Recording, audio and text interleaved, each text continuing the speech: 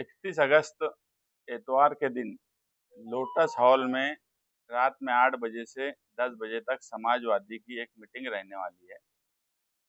उस मीटिंग में आने वाले कारपोरेशन इलेक्शन में समाजवादी हर पैनल पर एक कमेटी बनाएंगी जो समाजवादी एक्शन कमेटी होंगी और मेरा पैनल मेरी जिम्मेदारी से वो कमेटी हर पैनल में समाजवादी पार्टी के लिए कामकाज शुरू करेंगी। इसी ताल्लुक से वो मीटिंग रखी गई है।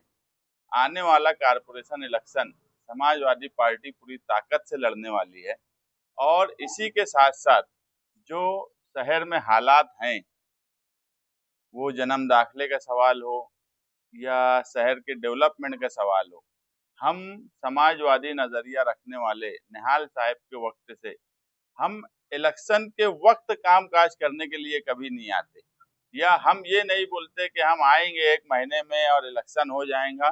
सियासत को हम इलेक्शन का हिस्सा नहीं मानते, सियासत को हम खिदमत का हिस्सा मानते हैं कि अवामी कामकाज, अगर जुल्म हो रहा हो तो उसके खिलाफ आवाज उठाना, लोगों के छोटे से लेकर बड़े कामकाज करना, ये सब हम सियासत का एक हिस्सा मानते हैं और इसी हिस्से के साथ हम इलेक्शन में जाएंगे। हम देख रहे हैं कि एसआईटी के बनने के बाद मालेगांव शहर पे जो बदनुमा दाग लगा, उस ताल्लुक से अव्वल दिन से हम ये बोल रहे थे कि मालेगांव शहर में कोई रोहिंग्या, कोई बांग्लादेशी नहीं मिलेगा। पीछे कई अखबारात में खबर छपी कि एसआईटी ने अपनी रिपोर्ट पेश कर दी, मगर हमारी मालूमात ऐसी है कि एसआईटी ने अभी तक कोई रिपोर्ट सरकार तक पेश नहीं की ऑफिशियली, और उसके बाद रिपोर्ट सरकार तक जाने के बाद ऑफिशियली वहां सबमिशन नहीं होना और रिपोर्ट का वापिस आना, और उसके बाद से 10,044 लोगों का जो दाखिले का मसला अलग से चल रहा है, उसकी इंक्वायरी इतनी सख्त होना, जिसमें कई सौ लोगों को आरोपी बनाने की तरफ पुलिस डिपार्टमेंट जा रहा है, जिसमें कई सैकड़ों वकला को भी आरोपी बनाने की तरफ बात है, कई लोगों को नोटिस दे के आरोपी बना के छोड़ा जा रहा है। इन सब हालात पर और एसआईटी अपनी रिपोर्ट पेश करे और सरकार वो रिपोर्ट आवाम के सामने लाए, इस ताल्लुक से जल्द ही एक बड़ा जन आक्रोश मोर्चा भी निकालने की तैयारी है।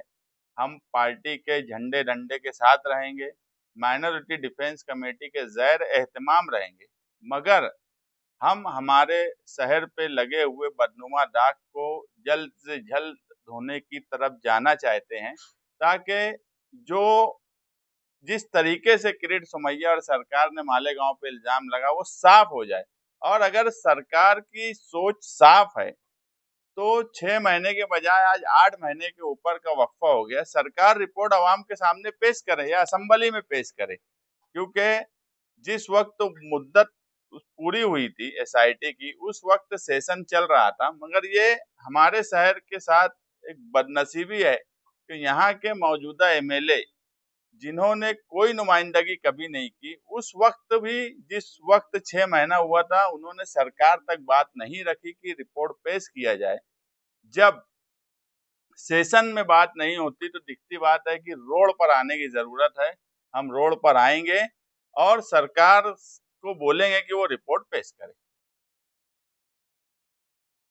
काफी चर्चा है, घड़ी मतलब साइकिल उतरने वाली और घड़ी लगने वाली है, इस तरह से सोशल मीडिया पर चल रहा है मामला, इसको लेकर क्या कहें? ऐसा है कि हम लोग कभी पार्टी बदलना या नजरियात बदलना, ये हमारे अंदर है ही नहीं। अपने मुफाद के लिए कोई पार्टी को बदल देना, अगर देवी गौड़ा साहब बीजेपी के साथ नहीं गए होते तो हम जनता दल भी कभी नहीं बदले होते। और समाजवादी हमारा नजरिया है। हमारे राष्ट्रीय अध्यक्ष अखिलेश यादव जी, हमारे रियासती सदर अबू आसिम आजमी साहब, इनसे हमारा एक अच्छा तालमेल है। हमको जिम्मेदारियां बड़ी बड़ी दी गई है, और ये जो लोग अफवाह उड़ा रहे हैं ये कच्चे कान के लोग हैं, और एमएलए जो है वो खुद भी कच्चे कान के है, तो मैं भी चाहता था कि थोड़ा और कच्चा होते रहे कान। इसमें जो खुद आज तक ये फैसला नहीं कर सके कि वो कारपोरेशन का इलेक्शन किस पार्टी से लड़ेंगे, वो हमसे सवाल कर रहे हैं, हम पर इल्जाम लगाते हैं कि हम घड़ी या साइकिल या ये उतरेंगी वो चढ़ेंगी।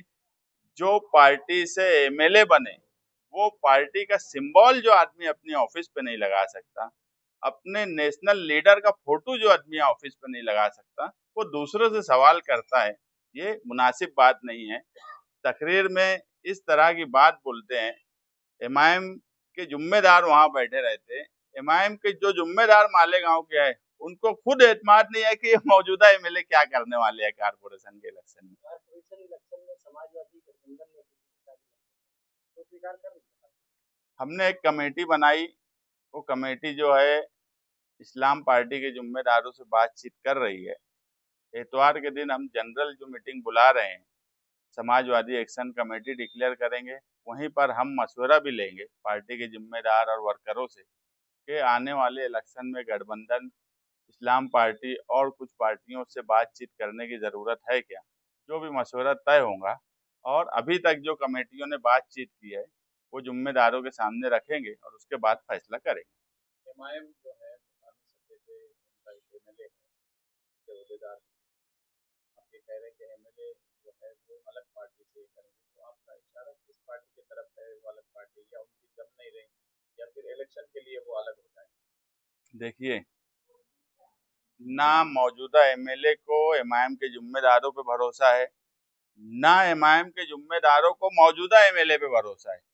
अगर भरोसा है तो ये डिक्लेयर करें कि आने वाला इलेक्शन वो एमआईएम पार्टी से लड़ेंगे। आज तक मौजूदा एमएलए ने कारपोरेशन का इलेक्शन वो एमआईएम पार्टी से ही लड़ेंगे, एमआईएम के जिम्मेदारों के साथ लेकर ऐसा डिक्लेरेशन आज तक नहीं किए, क्योंकि ये दोनों को एक दूसरे पे भरोसा नहीं है। हम अगर जिस गठबंधन की तरफ जा रहे हैं, हमारी भले पार्टी अलग अलग हो, मगर हम एतमाद और भरोसा कायम रखेंगे। ये एक ही पार्टी में रहने के बाद एक दूसरे पे भरोसा नहीं कर रहे हैं, तो मैं इनके बारे में क्या बोलूं या ये दूसरों के बारे में क्या बोलेंगे। जो सदर है यहाँ पे, एमआईएम के जो सदर है, क्या उसकी वजह से ऐसा होने वाला है कि सदर अब्दुल मालिक है, तो एमएलए साहब की इच्छा कुछ और है सदर बनाने की, टिकट देने का जो ये है वो एमआईएम के जो सदर रहेंगे मुकामी, उनको जिम्मेदारी दें? देखिए, एमएलए साहब की चाहत ऐसी है कि अपने बेटे को लाद दे कारपोरेशन पर, मालेगांव शहर पर। मैं जो बोला कि मौजूदा एमआईएम के जिम्मेदार, एमएलए जो है ये सिर्फ एमएलए है एमआईएम के, इनके पास एमआईएम पार्टी का कोई ओहदा नहीं है। सारे ओहदे एक घराने के पास है और उनके भी वो घराने के पास ही सिर्फ ओहदे है, वो भी किसी को नहीं देते आम लोगों को। हमारे पास ये हमारे सेक्रेटरी बैठे हैं एडवोकेट तौसीफ साहब, दूसरे भी कई ओहदेदारान हैं। बोलने का मतलब ये है कि ये एक ही पार्टी में रहने के बाद इन्होंने डिक्लेयर करना कि वो एमआईएम से ही आने वाला कारपोरेशन इलेक्शन लड़ेंगे।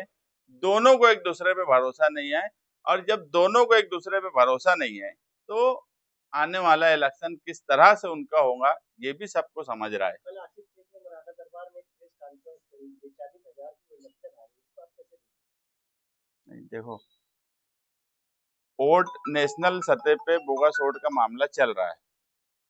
बोगस वोट मालेगांव शहर में है, ये बात बिल्कुल सच है। और उन्होंने कल प्रेस कॉन्फ्रेंस में जो वोट बताई है, अगर वो वोट बोगस है तो आने वाले कारपोरेशन के इलेक्शन से पहले प्रशासन ने उसकी जांच करना, और अगर वो बोगस है तो उसको रद्द करना। अब पिछले इलेक्शन में क्या हुआ उस पर बहस करने के बजाय मैं चाहता हूँ कि आने वाला इलेक्शन साफ और शफाफियत के साथ हो। आप कारपोरेशन के इलेक्शन में कितने सीटों पे इलेक्शन लड़ने की तैयारी कर रहे हैं, और आप जब गठबंधन होगा तो आप कितनी सीटों का मुतालबा करेंगे? हमारी कमेटी बातचीत कर रही है। अभी जो है सीट की बात ऐसी है कि हर पार्टी, जो भी गठबंधन में पार्टी रहती है, वो चाहती है कि वो ज़्यादा से ज़्यादा सीट पे इलेक्शन लड़े। तो हमने भी एक प्रस्ताव रखा है, लेकिन हम 8 दिन में वो डिक्लेयर करेंगे कि कितनी सीटों पे हम चाहते हैं, क्योंकि अभी बातचीत एक मरहले में है, इसलिए पहले उससे पहले कोई बात बोलना मुनासिब मुझे नहीं लगता।